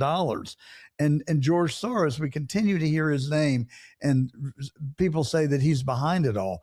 Where's the proof? When is he going to be held accountable? And then again, Ilhan Omar, who is just ridiculous to watch what she has amassed, and Nancy Pelosi, who is the shrewdest investor in all of America and has returns that no one else can rival. I mean, it's so obvious what's happening, and we just keep wallowing in it without a result. That's why people are upset, me included. Yeah, I mean, I'm with you. It is maddening. I mean, you got to be kind of crazy to do what we do, which is just day after day expose more and more corruption and not get totally demoralized. I mean, there's some times where it's just like, what's even the point here? I hear a number of things. I'd hate to, speculate as to why it doesn't happen, but I've heard a number of things. Number one, I think the politicians, whether, Jim Jordan or whomever, I think they've had a code of conduct between them, a little handshake agreement, backroom deal that they don't go after each other. So, they're in a club and we're not in it. It's extremely frustrating, but they know that when the shoe's on the other foot, do we want just the business of government to be entirely investigating and prosecuting? See, Donald Trump was actually a radical departure. You didn't have Obama looking into Bush and Bush looking into Clinton. They kind of seem to have this handshake agreement. Well, we'll just let bygones be bygones. But they took the gloves off. They broke the agreement, I would say, one that should never have existed when they started prosecuting Donald Trump and 50 people close to him. And so I think it's time that, it's not lawfare when they're breaking the law. Donald Trump needs to, what's good for the goose is good for the gander. Go after the ones who are committing the fraud and the ones who are destroying our country, frankly. And so you mentioned Stacey Abrams, you mentioned Ilhan Omar. I know that Governor Walz's articles of impeachment have been brought up on him. We've exposed the insider trading in Congress. Right now, there is from Congresswoman Luna as well as Tim Burchett. Both are great Americans, I believe. They're working hard to get the stock trading banned, all stock trading. You shouldn't be able to trade individual stocks. I mean, Congressman Burchett from Tennessee said Nancy Pelosi, she doesn't even make the top 10. Now, Dan Crenshaw from Texas, he was famously involved in that. He just lost his primary. So I think like the way the politicians work is they'd rather let the people decide. But again, that agreement was broken between them when they started prosecuting Donald Trump and everyone close to him. And so it's time for people. Nobody's going to have faith in the justice system. I mean, I think that nobody does have faith in the justice system until some of these big fish start to fry. 100%. And it can't happen fast enough for me. But we saw just this week in the Epstein revelations and last week when the Clintons were testifying before Congress. And what did Bill Clinton do? He absolved Donald Trump. And what did Donald Trump say about Bill Clinton? Well, I always kind of like that guy. I mean, come on. I know it's frustrating. Again, it seems like there's this big club. They're all in it. We're not in it. They'd come after us for having a comma out of place Exactly. or a typo on any of our documents. Well, y'all keep doing what you're doing. I'm proud of you, and I know it. If I'm frustrated, I can't imagine how demoralized you must be because you've actually got the goods, you've got the evidence, and sit there and are not able to do much with it, I guess, other than expose it. I really have this belief, and I do trust Trump. I'll make that clear. He is not perfect. I wish he could do things faster and maybe better, but I do think that he is sort of zeroing in on the big items, and I think that's rightfully what he should do. But so I've got this notion that he is deconstructing the deep state in real time right before our very eyes. We saw the first shoe to drop was Russia, Russia, Russia. It is uncontrovertible. We have proof positive that Russia was a hoax. It was a lie. It was a fabrication. We are now learning that 2020, not that I haven't known it because I worked on a case with the lawyers who brought it for 3 years in the Fulton Board of Elections case, that 2020 was stolen, at least in Georgia. If it was stolen in Georgia, I suspect that it was probably stolen in Arizona and Minnesota and Pennsylvania and other swing states. The MO looks strikingly similar. But in Georgia, I can confidently say I've seen the evidence. I know what happened. It was stolen. The third object of his deconstruction, I think, will perhaps be January the 6th. Then maybe we'll learn who actually took a crack at him in Butler, Pennsylvania. And I also really want to learn and know for certain who did kill Charlie Kirk. I don't believe it was Tyler Robinson. I think the narrative is a bunch of baloney. It feels like intelligence all over it to me. And why someone would want to take an American treasure that was the smartest person I've ever had the opportunity and pleasure to have known is beyond me. I mean, he was doing such good for our country. He was bringing young people to the party and energizing them, and also was a disciple of God. Literally, he preached the gospel to these young people, and young people are returning to the church in droves, which I actually think may well be our only real salvation from a long-term strategy perspective. Yeah, amen, John. I mean, the good news is in the end we win. God wins. The battle's won. So, and God bless Charlie Kirk for spreading that message. He was a great American, true hero. Why did Trump allow people to dump on Elon Musk? And where is Doge today? Does it even still exist? Are they continuing to uncover waste, fraud, and abuse? Where is Big Balls when you need it?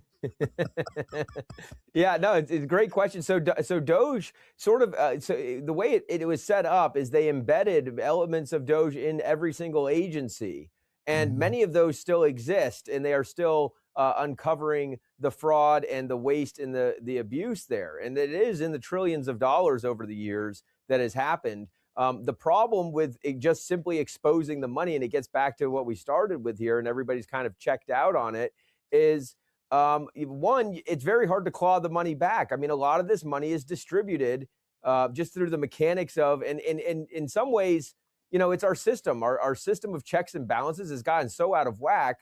But if Congress appropriates money for something, and I'll give an example, and it touches on the Stacey Abrams thing you talked about. If Congress appropriates money, the executive branch can't just go and take that money back unilaterally. And so, like, you could imagine a time where that would be for a good reason. But nowadays, when you have Congress so corrupt, and the example I would give was in the Biden administration, they passed 3 massive bills. They were the Inflation Reduction Act, which is just comically, insultingly named, produced inflation, did not reduce inflation. It was the Infrastructure and Jobs Act, and then his COVID bill. That, all told, was about $6 trillion that Congress voted to appropriate. And so when you dig into these 1,000-page bills, which no one reads, but we do, and you see what the things that they were, I mean, yeah, it's the crazy gender studies and wondering why snails are, can a snail be gay or something, whatever it is.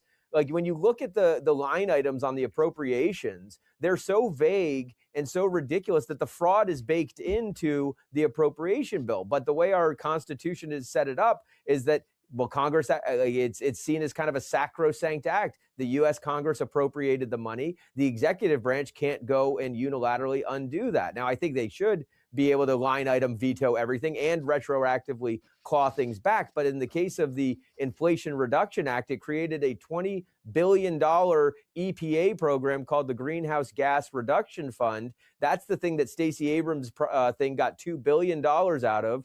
Her thing was called Power Forward Communities. You mentioned toaster ovens. It's supposed to be putting, and so you look at what is this program? What is like greenhouse gas reduction? It says helping people get Energy Star appliances or whatever. And so what the savvy politicians, crooks, do is they go set up some entity, Power Forward Communities. They say, hey, we're going to go and help people get these Energy Star toaster ovens. But on their application, they say, we're going to try. They don't even, like, there's no metrics for success. And so then they get their $2 billion and then they say, oh man, well, we tried. And then they pay themselves exorbitant salaries. They get nice office space. None of the money actually goes to what it was supposed to be for. But when you look at what it was supposed to be for, it was a fraud to begin with. And so the administration, Lee Zeldin at EPA, has been trying to get that money back.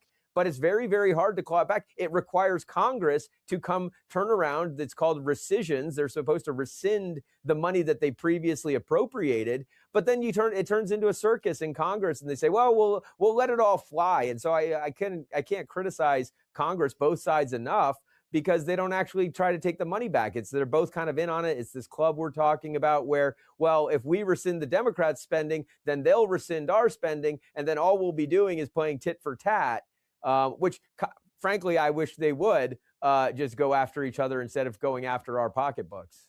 Well, it just seems like they're protecting each other, and no one is really protecting the American taxpayers, with the exception of some notable people who you named. And I think that, I get hope because of the Government Accountability Institute and other think tanks like you all. And the internet, frankly. I mean, I wonder whether this has always been going on and it was just covered up and we never knew it. But now with the advent of the internet and podcasters like myself and a legion of other people, Tucker, Megan, Candace, just go down the list. I'm not really in their category, although I aspire to be. And then people like me that are second tier, but we still have a voice and we're able to exercise it. And so we're able to reach some that may otherwise not have known. And so maybe it's just going to take time and a building of the outrage of the American people before we really get true accountability. But all I know to do is just keep doing what we're doing and eventually hope that we will get a result. Yeah. No, I mean, God bless you, John. I mean, you've got a great show. You're building something really special here. I've seen your studio. It's great work. And so keep doing what you're doing. That's all we can do is keep shining a light on the corruption. In the end, God wins. And I have hope that as Americans get frustrated, I mean, unfortunately, I think what it's going to take is some discomfort. We're such a blessed country that people can kind of tune into Netflix. You can order a bag of groceries or a sandwich to your door in a matter of minutes. And it's kind of like bread and circuses. The people are pacified. And if they're not uncomfortable, then they kind of look at the fraud and all the stuff that's going on and say, well, what a shame. So it's not good news. I think it will get worse before it gets better. but I do believe it will get better. Before I let you go, I want to ask you, you all have such a great, you all do such great work. How many people are at the Government Accountability Institute? I feel like we're on our way to meeting most of them. We've had, who did we have on? What's the guy's name, Anthony, who we enjoyed? Eric Eggers. And then we had Priscilla. I can't remember Priscilla's last name. And then, of course, you and Peter Schweitzer. Just everybody that we come in contact with, we're bowled over by the intellect and the commitment. How do you research? How do you get the information that you are able to assemble? Mechanically, how do you do it? Yeah, it's pretty simple. I mean, we've got a motto here: you follow the money. It's easier than it sounds. I mean, a lot of people are like, where do you even start with the money? Well, it's simple. You got to figure out the business model of these crooks. And it turns out they all have a pretty similar business model. They use their office to dole out favors. They take money and they don't serve their constituents. They pay their family members. They take big salaries. There's a number of mechanisms. The revolving door is something that we've exposed. They go in and out of government. I had a book called Compromised: How Money and Politics Drive FBI Corruption. I think you'd be interested in that because it really answers the question why there is no justice. It's because all the guys at the Justice Department and DOJ and FBI, they go through this revolving door. They work a few years. James Comey was Deputy Attorney General under the Bush administration. Then he worked in the Clinton administration too. Then he goes out of the revolving door and works for Lockheed Martin. And while he's at Lockheed Martin, they pay him $6 million a year. And he was just kind of a grundoon at the DO. I mean, he was a deputy, but he'd never, been the general counsel of a massive corporation like Lockheed Martin. They pay him $6 million. Why? Because his good friend Robert Mueller was doling out billion-dollar contracts for various surveillance technologies from Lockheed. And so same model over and over and over again. Now they have to come back into government. If he never returned, we wouldn't have known about that. But he has to file a form saying, where did you work before? It's an ethics disclosure, OGE, Office of Government Ethics, Form 278. On that form, it's similar form for Ilhan Omar, where we find the winery and the investment business that gets her $30 million. Same thing with the Clintons. I mean, we put all of it into a spreadsheet. We sort it from high to low. You see, he got $500,000. Bill Clinton got $500,000 from a Russian bank for a speech in Moscow. You just Google the Russian bank. What are they into? You Google or DuckDuckGo or whatever you prefer. What was the State Department doing at the time? Hillary Clinton was working on nuclear deals with Russia. Could it be connected? And the more you look, you're like, wow. Same thing with the Comey thing. It's like, what is Lockheed doing with the FBI? You find a press release. FBI grants $1 billion contract to Lockheed Martin for Sentinel. And you say, well, what's Sentinel? And it's this domestic surveillance thing that's spying on everyone's phone records. And so you think, why on earth would they want James Comey when they're getting $1 billion for domestic surveillance activities? He knows Robert Mueller. So they're going to basically work as a tag team, spying on the American people using our money. And so you put it out. And then I think the problem also, John, is so much of this stuff is legal. I mean, you look at it and it's like, it's corrupt, it's so corrupt. And you look at countries like Nigeria or Russia or Ukraine, you say, gosh, that's a really corrupt country. They've got just bribery in your face. Look at our country. All the bribery is legal. So, I mean, really, who's more corrupt? The ones who are open about their bribery schemes or the ones who call it lobbying and, revolving door? Well, you've done a hell of a job of depressing me beyond belief, but, I'm going to keep the faith because as we speak, John Brennan is appearing before a grand jury in Miami. And I just hope the House of Cards collapses. Brennan, Comey, Clapper, these are fundamentally bad people, I believe. And there might be a chance for accountability, and maybe the whole House of Cards will collapse down there in the Southern District of Florida. We can only hope. Yes, sir. Well, yeah, keep praying. Pray for justice, pray for accountability. Well, you keep doing your research and your good writing, Seamus Bruner. Thank you so much for coming on The Truth today, and I hope you'll come back soon and often. We love the Government Accountability Institute. Y'all are doing great work. Where do we follow you? Thank you. I'm at Seamus Bruner. It's SEAMUSBRUNER on all social platforms, mostly Twitter. at Facebook, Instagram, whatever. We've got a website, thedrilldown.com. That's where we publish a lot of our receipts and investigations. And then you can find our main site at accountabilityinstitute.org and follow Peter Schweitzer. He's got great stuff coming out on his Twitter. Well, good stuff and good work. Please keep it up. You're doing God's work for the American people. And that is the truth. Thank you for coming on today. Thanks, John. Let me tell you about Bone Frog Coffee to begin with. These people are simply awesome. They have agreed to sponsor our studio in West Palm, but we're really honored to announce that Bone Frog Coffee is our studio sponsor. And look, if you're grinding through the day like I am and you need a perfect pick-me-up without the jitters, grab Bone Frog Coffee. It's veteran-owned, founded by a retired Navy SEAL, Tim Cruikshank, and as a tribute to his brothers in the Naval Special Forces community, he started up Bone Frog Coffee. Now, every bag, premium, small batch roasted from top shelf Arabica beans, smooth, low acid, no Robusta junk. Think bold blends like Frogman Dark Roast or the classic Bone Frog Medium. Tastes like freedom in a cup. And here's the real deal. A chunk of every sale goes straight to helping SEAL vets and their families, aiming for $500,000 donated.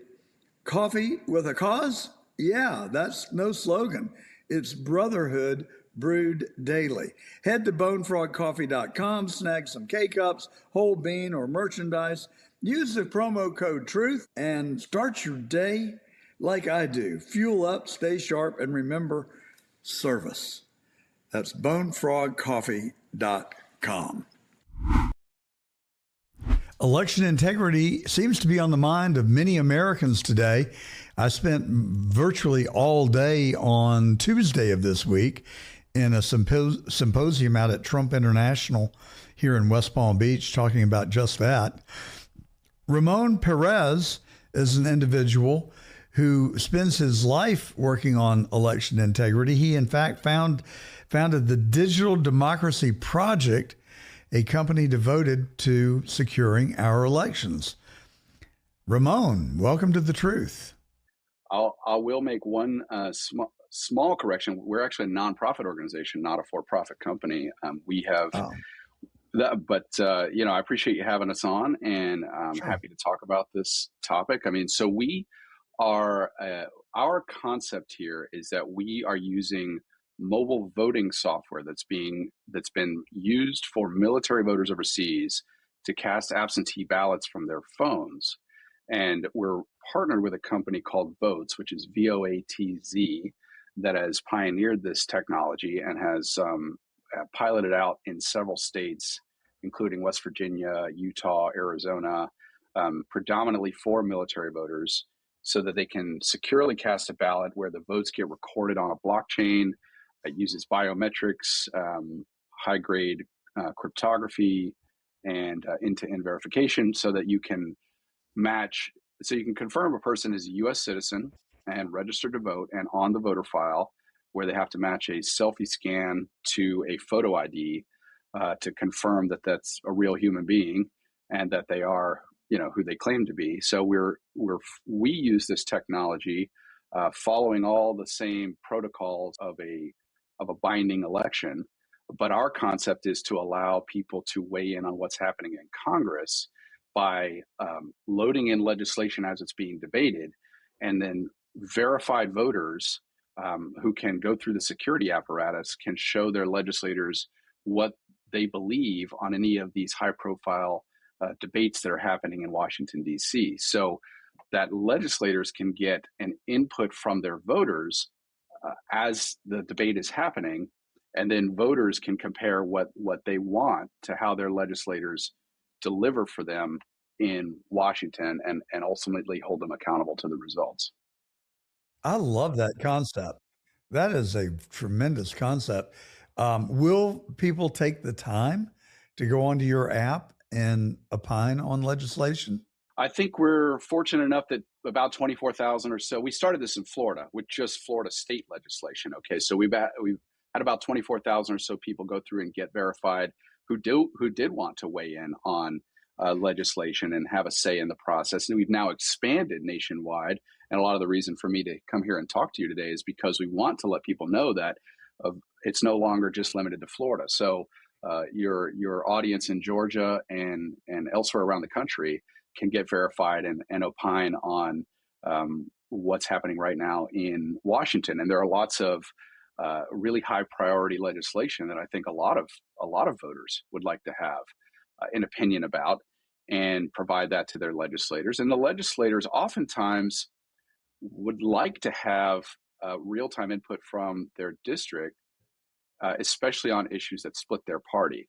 Well, I'm all about, I am an early adapter, and I just love technology. And it seems to me like you're really onto something here. Are you familiar with Screven County in Georgia, down there around Savannah? Okay, I mean, I know Savannah pretty well, but I didn't, I'm not familiar with the county so much. It's a teeny little county somewhere between Augusta and Savannah. And Okay. the head of elections there actually is reporting their election results to the Secretary of State via the blockchain.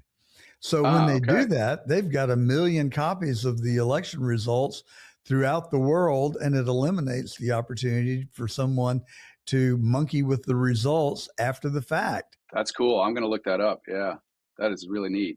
Yeah, it sounds like there might be some synergy between what you're doing and what they are. She was on The Truth a few months ago with the guy who actually did the programming, and he is in South America, which hopefully that won't taint the image of the results, because we do hear a lot about vote manipulation in Venezuela and is it Serbia, where people are alleged to have hacked the 2020 election results? I'm not so sure. I mean, so Votes is based in the United States, and the blockchain has several independent auditors, including the Republican and Democratic parties in the states where they've been operating. In fact, we've had early support from a lot of Republicans in Florida because for the reason of election integrity, as you're saying, because it's sort of it's a high grade technology that can be used for ensuring that the vote is secure, but it also I think presents us with these neat opportunities, like what we're doing with Digital Democracy Project, of letting people have a secure mechanism for weighing in that can replace the idea of just sending your congressman an email or writing them a letter or calling the switchboard. Because I've spent time in Tallahassee with several legislators, and as well as in Washington, where you can see their inbox is just jammed with a lot of what is copy paste kind of email spam, if you will, like AstroTurf campaigns, and they really just ignore it because they can't verify that this is a real person. It's mostly people either filling out forms. Now a lot of it is AI generated, so they don't know if it's a real person. They don't know if that person is in their district, and so they get many tens of thousands of emails in a given week, and they can't look at it all. So we're trying to take some of the burden away by saying, here's a modern alternative that lets people have a say in the process, but also lets legislators have one easy number to look at and say, all right, how many people that I know are actual voters in my district? How do they stand on this particular bill or that particular bill? Now, have you been able to get the technology to actual congressmen's offices, and are they open to adapting to the technology? We actually publish the results live on our website. If you go to digitaldemocracyproject.org, you'll see how people are voting. So we try to be super transparent about this, and legislators have endorsed the project and said that they want to use this as an input. So we've had, as I mentioned, some early Republican supporters in Florida, and then who actually sponsored an appropriation on our behalf and pushed that all the way through the Florida legislature. And then we've had some Democrats, some forward parties, some libertarians, really independent candidates.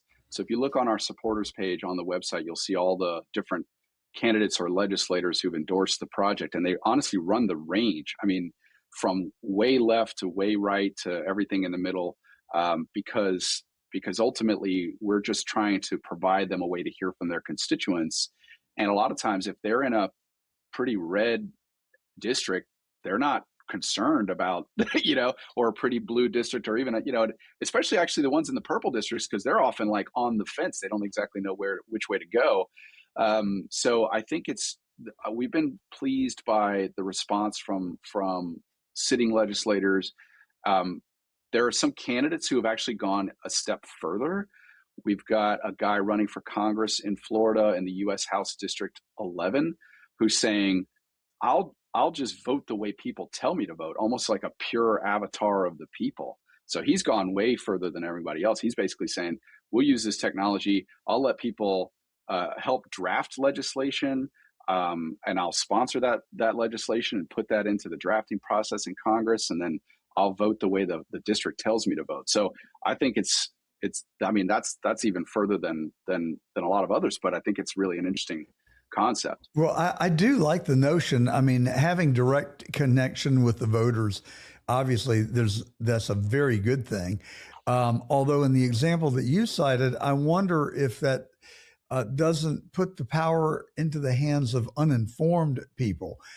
So much of the knowledge the legislator has is acquired through committee meetings that hour upon hour upon hour, and papers that they review. Most people don't have time or the interest to get that far into the weeds, which is why we defer to our elected representatives oftentimes to be able to make a decision that is in the best interest of their constituents. That's right. Colored by a overarching ideology that should guide them on their decision making along with the facts. So it seems a little more complicated than just, I think you should vote this way or that way. Yeah, exactly. And I think from the standpoint of the voters, a lot of times we feel like we hire representatives to do that grunt work on our behalf, right? Digging into the details of legislation. So what we're trying to do as well is give people the tools to be as informed as possible on what the legislation is and what it does, because it's often written by attorneys. It's not written for the common public to understand the details of each of these bills. So we've introduced a lot of AI into our project.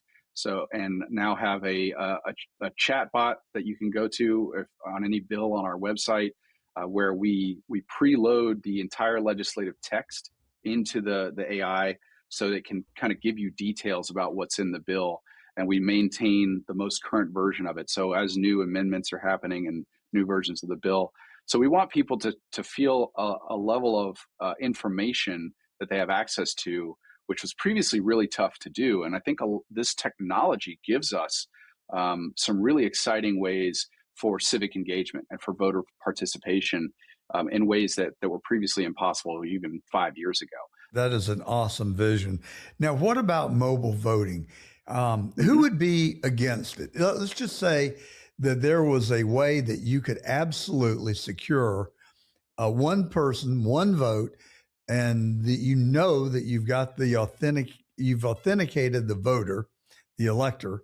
Who would be opposed to that? We've gotten, the biggest pushback often comes because we are requiring everyone to use a photo ID.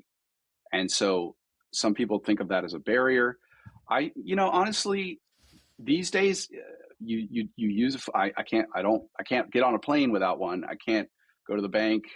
There's a lot I can't do without a photo ID. So let me tell you, this narrative that a voter ID is election suppression is just a pure, unadulterated lie.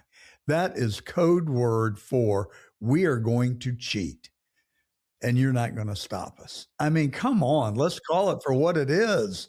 It's just enabling cheating. I want to eliminate cheating and put voting within everyone's grasp. And if you don't have a cell phone, then I guess you're going to have to do it the old-fashioned way and just show up at your local precinct and show your ID and vote. That's right. Yeah, you have options. You'll always have options. But for the option for people who want to use the technology, we have to make sure it's secure. We have to know that the device is connected to a human being. So there's device level encryption and authentication, that person can validate that their face matches the photo, and that they have to, that it's not a deep fake. It's not that there's not somebody in another country who's stolen a copy of the voter file and generated fake. So in order just to secure the process, photo ID just is not something we can go without. I do think that one way to ultimately solve this problem would be to go towards a system of digitizing identities in a way that we can easily keep a copy on our phone of our passport, our driver's license, and some of that's starting to happen. Apple's rolling that out in several states. But we could, as a country, we could give everybody a passport. I lived in other countries, both as a member of the military and then even after leaving the military, and everybody has a national ID in pretty much everywhere else that I lived. So people I talked to in France, or I lived in Chile for a while, or the United Kingdom, they just get a national ID card so they can vote anywhere, and it's very easy. So, I think there are ways that we can have highly secure elections where we don't have that particular ID card as a barrier, because it's just something everybody has. So I would venture to guess that the Democrats would be the biggest opponents to this concept, because it is my confirmed belief that there are more Republicans in America by an order of magnitude than there are Democrats. The reason I say that is the deck is stacked against Republicans. New England, 40% Republican, 0 members of Congress. California, ditto, except that they did have 17% of their congressional delegation made up of Republicans. Well, those congressional seats become the basis for the Electoral College. And so if you truly did democratize elections, I suspect that the Democrats would lose, and they would lose big, which is just one reason I'm in favor of your technology and truly democratizing our elections. Well, yeah, I happen to think that gerrymandering is a dangerous form of voter suppression that is used by just as much by Democrats as it is in Republican states. And I think that I often cite the fact that there are actually more registered Republicans in California than there are in Florida, where I live. And yet, if you look at the percentage of representation of Republicans in the state house or in the U.S. Congress, it's paltry by comparison of the total voter registration. And a lot of that is just gerrymandering. And so, we have the reverse in Florida, but it's just a tool that's being used by the parties to basically not listen to voters. And I think what we're trying to do is provide a mechanism for voters to have a say and a sense of agency in the process, where they often feel like, depending on where you live, you just don't have a say because you're sort of written out of the conversation by the process of drawing the lines. Well, I will tell you that the Supreme Court has a case pending before it right now. You probably know about it. And it would repeal the Voting Rights Act, Article 2 of the Voting Rights Act of 1964, which in effect gives states the right currently to gerrymander based on race. And I have maintained, and a lot of others, that may have been appropriate in 1964 because we maligned and suppressed and abused members of the African American community in this country for centuries. I think in 1964, if Lyndon Johnson did anything correctly, it was to enact the Civil Rights Act, which John Kennedy had actually was authoring and proposing before his untimely death. And so we have, I think, corrected many of the sins of the past. And I think today you would have a pretty good argument to make that Black people in America have an equal access to voting, and they don't need to be gerrymandered in order to be able to secure equal representation. And that's the case before the Supreme Court. Many people think that they will repeal it. And then New England can get their share of representatives, as can California. And it would prevent Republicans from packing and stacking and doing all the games that they all play. So I was involved in software development early on in my career, and I've been involved in technology most of my career. We always did alpha testing and then beta testing.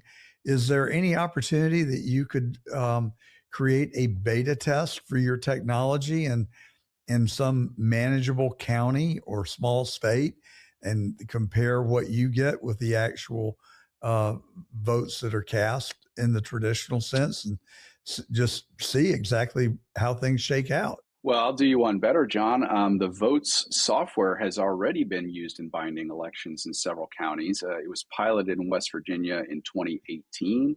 It's being used in Arizona and Utah and Oregon, Michigan, Massachusetts. Also in Canada and Ontario, they went a step further because in the United States, it's mostly being used for military voters because it's really tough if you're in a submarine under the water. It's tough to get an absentee ballot out through the mail. True that. But in Ontario, Canada, municipalities have signed up to say, okay, for municipal elections, we'll just allow anybody, if they want to vote from their phone, they can vote from their phone. So I think that this is gaining pace.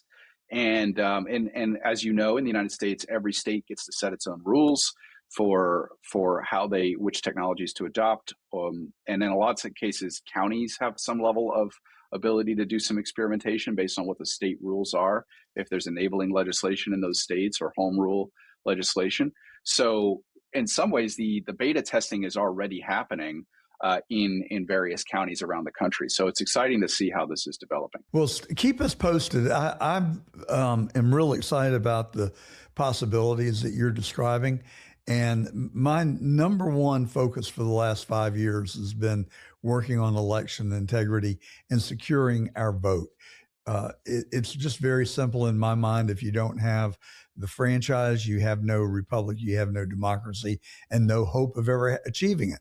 So kudos to you for the work that you're doing. And I hope it's a technology that does catch on. I think it has a tremendous amount of promise. And I really appreciate your coming on the program today and sharing that with us. And that is the truth. Thank you, honestly, for having me. It's been a pleasure speaking to you.